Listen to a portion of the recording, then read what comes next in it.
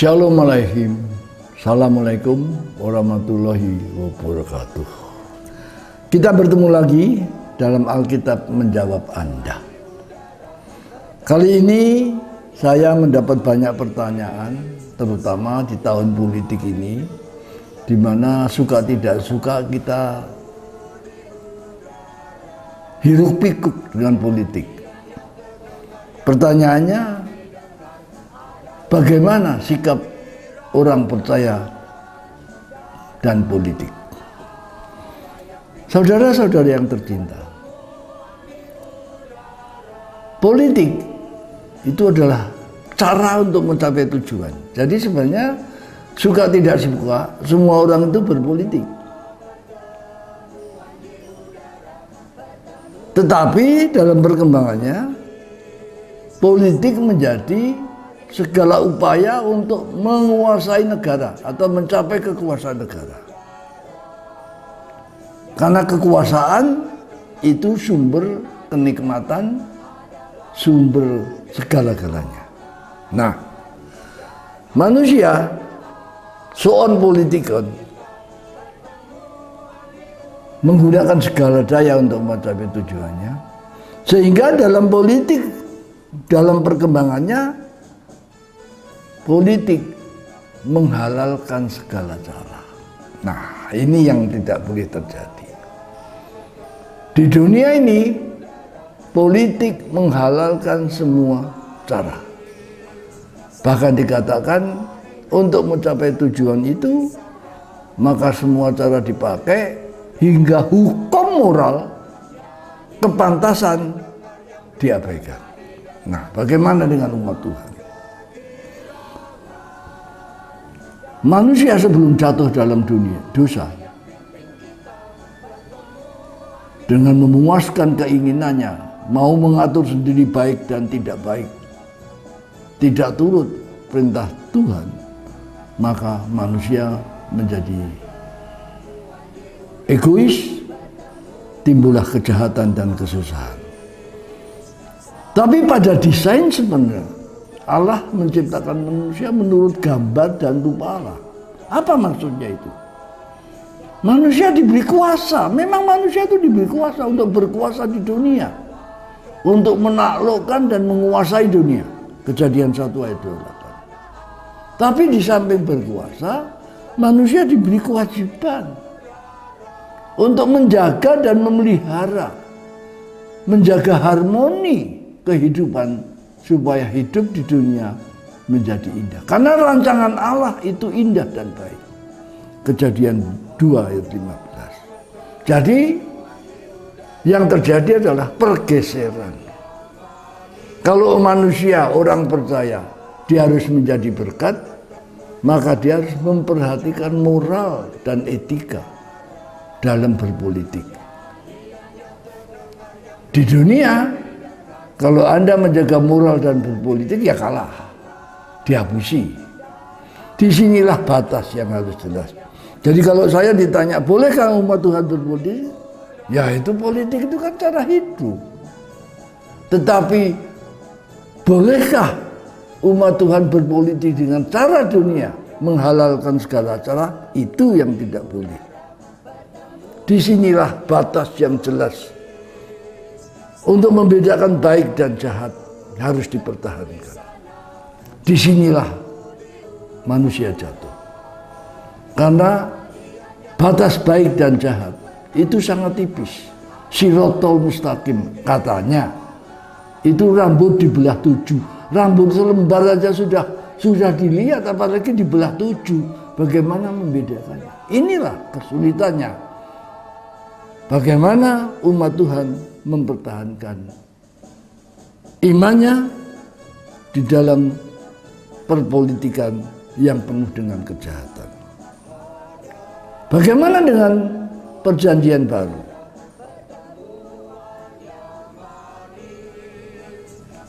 Yesus berbeda dengan Musa. Musa dari budak membangun kerajaan, mengatur tata cara negara. Yesus di zaman modern itu adalah memulihkan martabat Allah dalam diri manusia.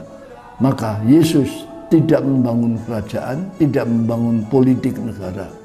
Maka sikap Yesus sangat jelas. Dia menghormati Allah, tapi juga menghormati penguasa dunia yang sudah diterima dari Allah. Maka ketika dia ditanya, bolehkah orang percaya membayar pajak atau mentaati perintah? Maka Yesus berkata, berikanlah kepada kaisar yang kaisar punya, berikanlah kepada Allah yang Allah punya. Kita harus menjaga harmoni. Harmoni dengan Allah, taat pada perintah Allah.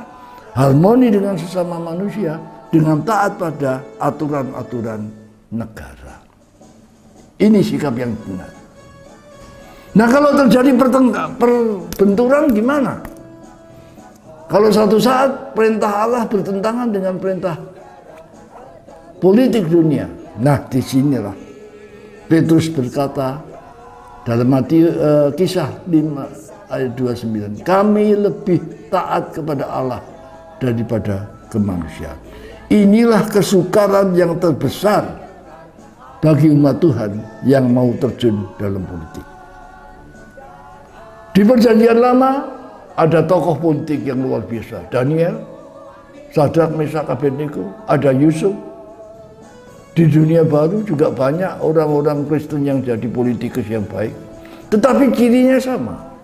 Mereka akan dihadapi kesulitan yang sama, antara memilih harmoni dengan Allah dengan taat pada hukum-hukum Allah, dan kecerdasan dalam menjaga harmoni dengan dunia untuk mengasihi sesama seperti diri sendiri. Inilah tanggung jawab, pilihan yang berat bagi tiap umat Tuhan yang mau berpolitik. Kita tidak melarang, saya tidak setuju kita ini orang berpolitik. Tetapi kalau berpolitik jangan sampai meninggalkan hukum moral, yaitu perintah-perintah Allah. Kejujuran, kesetiaan, keadilan, dan kerendahan hati. Ini yang sukar dijalankan. Jadi dengan demikian saudaraku, kalau kita belajar Alkitab, Daniel, Yusuf menjadi pejabat dunia, menjadi pemimpin dunia, tetapi dia memilih taat kepada Allah. Oleh karena itu, Daniel diuji. Ketika dia harus menyembah patung raja, dia tidak menyembah. Maka dia dilempar ke gua singa. Allah melindungi dia.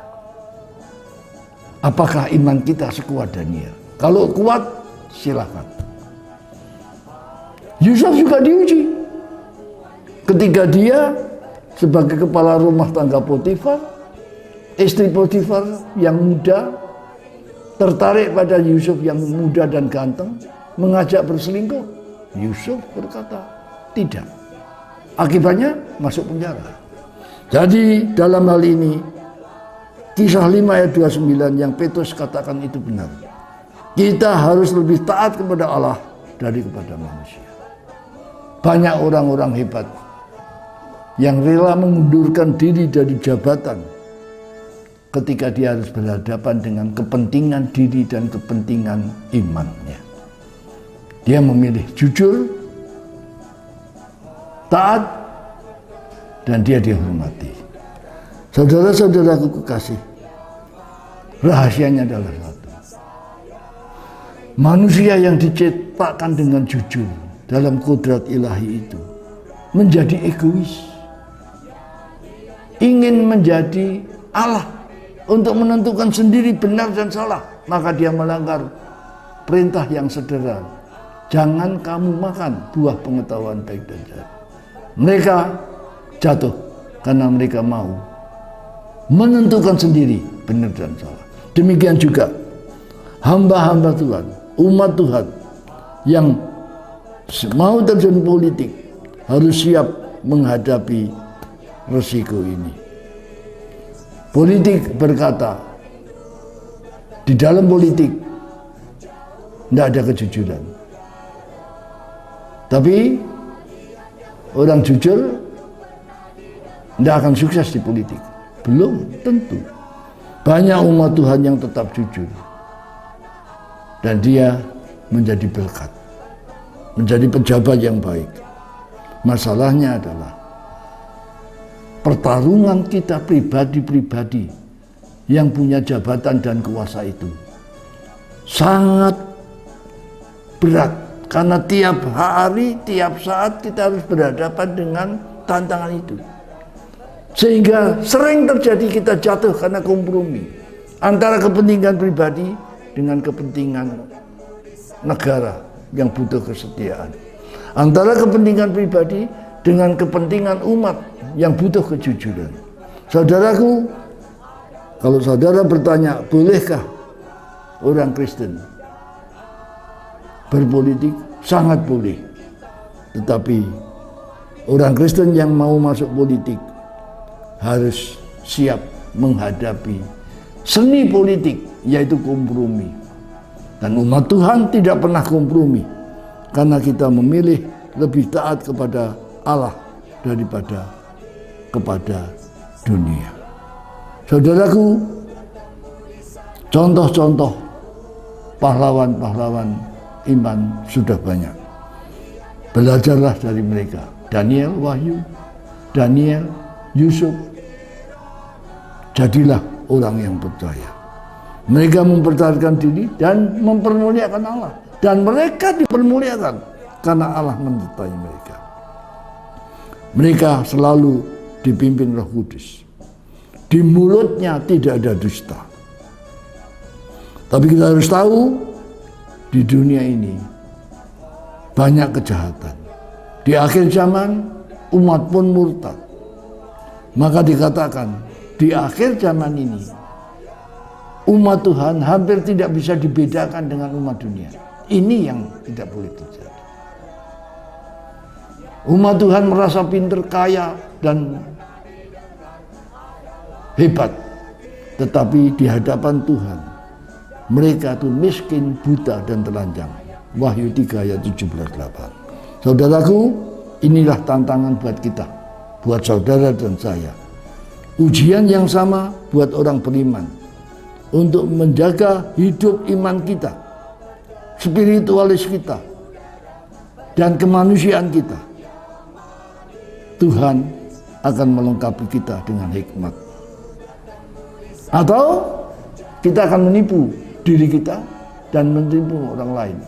Seolah-olah kita beragama, tapi kelakuan kita jauh lebih jelek dari orang yang tidak beragama, sehingga agama menjadi celah, nama Allah dipermalukan. Itulah sebabnya, karena begitu sukarnya keadaan ini, di akhir zaman Yesus berkata, adakah iman di bumi ini? Apakah saudara beriman? Apakah saudara percaya pada janji Allah? Atau saudara mencari kesenangan sendiri? Saudara-saudara kekasih, di tengah dunia politik yang penuh dengan pertentangan, umat Tuhan, anak-anak Allah harus membawa damai. Dan pembawa damai sering menjadi korban pertengkaran. Saudaraku yang kekasih, kita akan belajar dari Paulus. Paulus seorang politikus, anggota Sanhedrin. Tapi ketika dia sudah bertobat dan mengenal Yesus, dia berubah. Kita akan banyak belajar dari Paulus. Dan banyak orang membaca tulisan Paulus keliru. Paulus pintar menggunakan politik. Contohnya, ketika dia ditangkap oleh orang Yahudi dan mau disesah, dan dia melihat ada tentara Romawi, maka dia berteriak, "Hei, Pak tentara, ini loh, aku warga negara Romawi mau dianiaya." Maka sesuai dengan hukum waktu itu, orang Romawi mengambil alih Paulus, sehingga orang Yahudi tidak bisa membunuh dia. Saudaraku, kita harus cerdas seperti Paulus. Kita boleh menggunakan seperti itu cara politik, tetapi moralitas kita, ketulusan kita harus tetap lurus, taat dan jujur di hadapan Allah dan manusia. Kita mempunyai pengalaman yang berbeda, tapi tujuan kita sama, menjadi anak-anak Allah yang membawa damai. Kita akan berhadapan dengan kuasa dunia yang sangat kuat dan banyak orang percaya gagal. Itulah Goliat, kuasa dunia. Dan kita harus belajar menjadi Daud. Hanya dengan nama Allah, hanya dengan iman, dia mempertahankan kebenaran. Tentu Allah memberikan kecerdasan. Kiranya Tuhan memberkati kita dan kita akan belajar jadi umat Tuhan yang cerdik seperti ular. Kita ngerti politik, kita bisa memainkan politik, tapi tulus seperti merpati. Hati kita jujur, hati kita tulus, setia, adil, rendah hati. Kita mengalahkan egoisme kita, kepentingan diri kita, untuk memuliakan Allah. Tuhan memberkati kita. Shalom.